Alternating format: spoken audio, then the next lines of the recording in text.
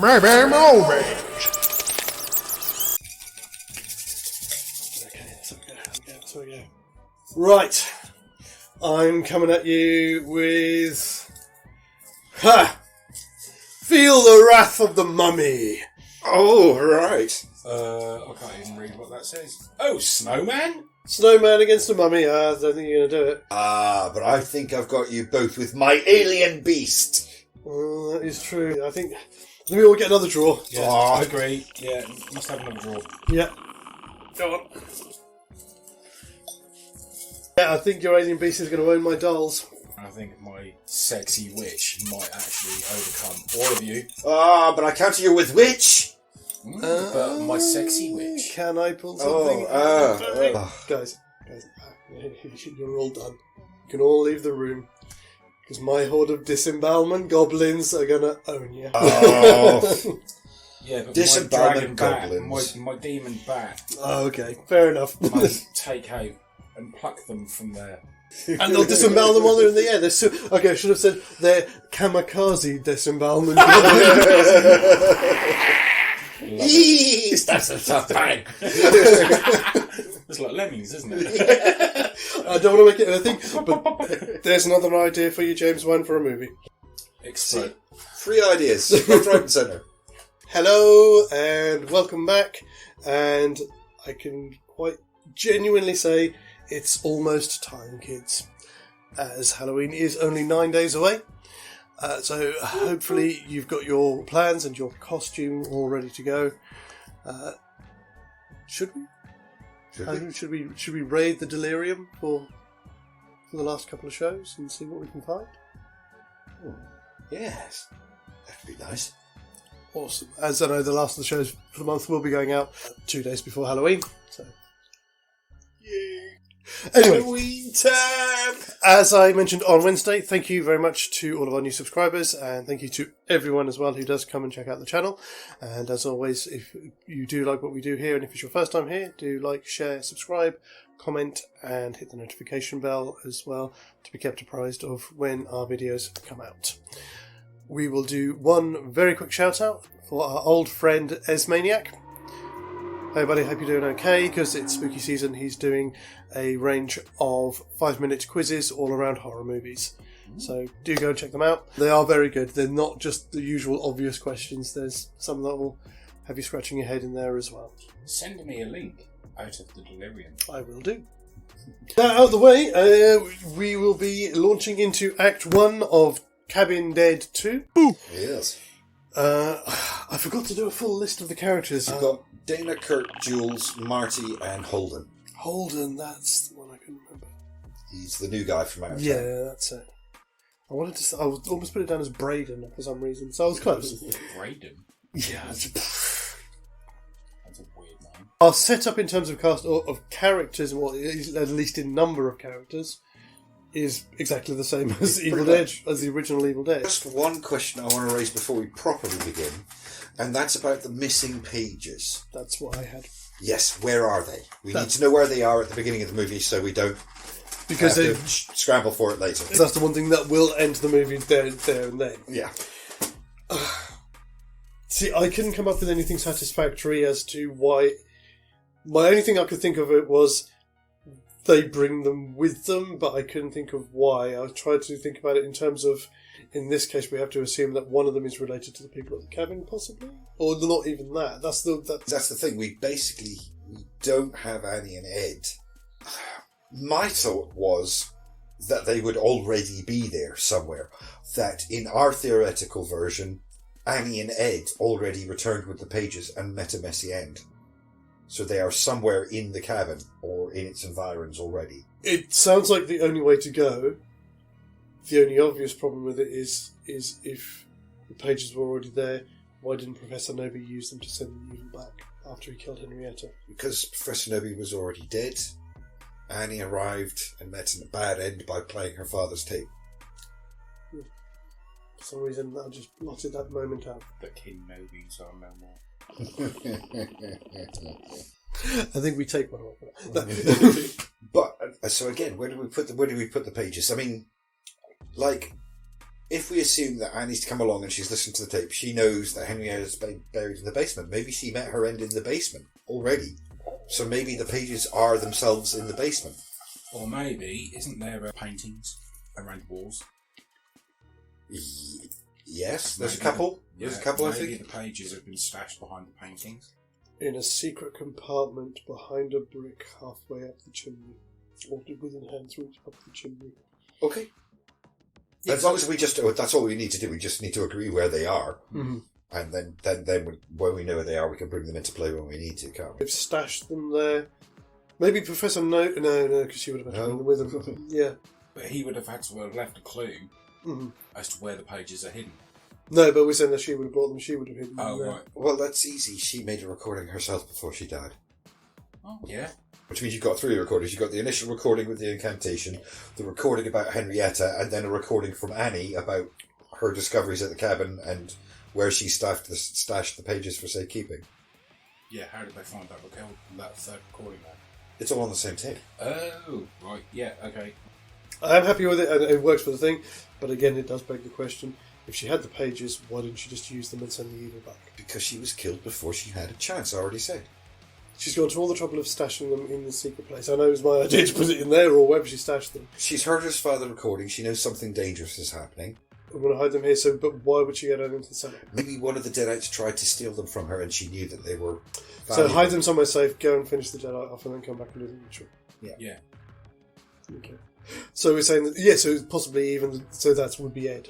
So Ed attacked her and tried to take the pages. Yeah. She realised they were valuable. She stashed them and I'm going into the woods to confront Ed. Thank you. And that will be her last recording. I am satisfied. Cool. Okay, so let's begin. So as we start with as it is in, I suppose, like Cabin in the Woods, so we would get that meeting the characters. We start with Evil Dead 2, the story of the Necronomicon, and then we jump to the story of the kids. But yes, otherwise it's more or less that's because we need to meet them in the way that we didn't meet Annie and Linda, because it wasn't necessary to the story. We need to know these kids. So that was going to run pretty much all the way, pretty much as it is in the original, up until they get to the cabin, and that's pretty quick. Do we still want to have a scene with a Harbinger? Yeah. Which was the literal thing I was about to mention. Do we want to do that? I mean, we didn't do it to Ash and Ed, so it feels like we... That's because we forgot. Well, maybe. It just feels like we owe it to them. You know, there should be a Harbinger in one of these movies, shouldn't there? Yeah. Yeah, so that'll be the same. Sam Raimi actually ran into trouble with the locals when he was filming The Evil Dead on a number of occasions. So he did, even though it wasn't in the film, he had that kind of experience with the locals. So is it a little kind of... Yeah. Okay, so they get to the cabin pretty quickly. Again, obviously we don't have the bridge in this one, we have the tunnel. Yes, I suppose we do, yes, yeah. And we get this lovely plush cabin, which is in a lot better state than the Nobi cabin actually is. Yeah. So obviously managed to have a bit more cash for this one a bit later on. It's called budget. I was actually thinking about the Nobis themselves. Yeah. A literal ton of this is going to run on rails on the first act. We get a kind of a question mark then about the Nobis if we're going to keep the two-way mirror in the bedroom. Oh. Actually, yeah, that's quite... they were secret fetishists. They were kinksters. This was made in 2011, so you can... bit more playing with the archetypes. They're not just, he's a professor, he's a learned man, he has to be old in a cardigan. Yeah. Actually, It was a kinky bastard. yeah. That's when they find... They don't... Right, this is the thing, right? They don't find pages of a book. They find a chest under the bed filled with, like, dominatrix 8 fingers, whips, chains, I was ball going to say, gags. well, what if he's like that kind of professor that likes to take his students to his cabin every once in a while and spend the weekend with them? Maybe there is a trunk, but it's full of photos and interesting videos and things like that. Just a little bit creepy. Sam, don't leave me hanging. Just a little bit creepy. Just a little bit creepy. You said it's modern sensibility. Creepy, pervy, doctor. Oh, thank you, sir. Yeah, I think so. Do you think that's worthy of a... I think it is. I think I should get one of those. Yeah, you did, yeah, it's a joint one. Damn, we're back on level pegging. Great. Well, thank you very much. Actually, I should probably get one as well then, because I did raise the mirror. Yeah, you did. Yeah, Yeah, right. Look, we're all fucking drawing here. You realise this? We've all been giving each other stars for the same thing. That's fine. It was a group idea. I think that's acceptable. It was a group effort. I'll agree. Not suggesting in any way, shape, or form that we're all Kingstons. They've settled in, they've found the mirror room, and they've discovered a trunk of creepy shit. Mm-hmm. Which is kind of weirded everybody out. Now, with this at this point, do we want to stick them with Evil Dead 2? And the tape recorder is just on the sideboard? Or are we going to call back to Cabin in the Woods, which is a callback to the original Evil Dead from the cellar door flies open? I've just had a really sick and twisted idea. They open the chest, all the kinky shit is in there. Right, they also find the tape recorder in there. Right at the bottom, underneath all the kinky shit. Underneath all the kinky shit. Yeah. What if Professor Nobi was into summoning demons and basically turning them into sex slaves? That one's a bit far. No, you don't get it. Right, he's torturing them so he can then get information on how to control demons. I think that's... It's a lovely image, but I don't know. Sorry, but I do think you're reaching there a little. It's a spanky idea, and in a different spanking movie, being the appropriate word. In a different movie, it would be an awesome way to go. It would also mean that Annie's been into that trunk and knows of its existence. So yes, I didn't think about that. Yeah, that does. No. It's a nice idea, but I don't think this is the movie for it. I just thought it was a funny idea. It's possibly a script somewhere. It is, possibly. Not going anywhere else, we've got time. You do have all of the time. Just don't reenact it, please. No. There are limits, dude! I don't have a chest for a start. So the tape player is not in the trunk, it's somewhere... Now, is it out in the house or is it in the cellar? Because that's what you were saying a moment ago, wasn't it? If we're going with Evil Dead 2, it would be on the sideboard. Yeah. I think it does need to be in the basement. Just to give it the Cabin in the Woods, the whole... Yeah, because everything is in the basement in Cabin in the Woods. Just thinking down the line, does that cause a conflict then with Henrietta being buried in the fruit cellar? Because that's where the tape recorder would be. Because Henrietta doesn't wake up until the recording about her being deadly. Yeah. They can go down into the basement and that not be a problem. My only thing is that from what we were saying earlier, Annie's heard the recording, she's made her recording, hidden the pages, and then gone down into the basement. She would leave the tape recorder upstairs so people can find it, rather than taking it with her and then having it lost in the basement. That's actually a very good point. So then they don't have to go through all the shit that she went through. Yeah. I think... Yeah, you've got a point. She's a sensible girl. She's a scholar. I think we leave it out on the sideboard and nobody just really pays attention to it until later in the evening. Partying, they're swimming in the lake, they're drinking beer, there's lots of other things to be doing than just pushing random tape players. Yeah, exactly. I mean, even if you look at Evil Dead 2, they've got to the cabin, they've got settled in, we can just cheat that they just don't notice it. It will probably be Marty, I've got a feeling that he's a curious type and he's actually caned off his tits, wandering around. Oh, Marty is the meta character who constantly says, let's not go into the basement, let's not be in a horror movie. Yes, of course it's not going to be him. Also. He's the guy who would notice and go, I am not playing that tape. You could even put that in there. That could be like, he'd be the first person to notice it and go, I am not pressing play on that. You're tempting me, but no. Yeah. So, as you say, everything up until this point is running on rails. They go to the lake, they have a swim and all this kind of thing, they come back, and so it will be that evening bit. Let's get this party started, all that stuff. Is Jules such a complete slut in this version? Because she's not drugged up, is she? No, she wouldn't be. Or is she just straight up a slut? She's a slut. Yeah? We're just going to go with that? It's one of the tropes of the genre, isn't it? Yeah. So if you want to go with the tropes, then yes. If you want to go with the characters as they should have been, and see how they cope with the situation, then no. Okay. I mean, they fully expect a party, even when she's not been drugged up. They're all going for a big party weekend, aren't they? Yeah, because I mean, let's face it. I mean, when it all kicks off, you've got to think about the fact that she has to make out with the deer head.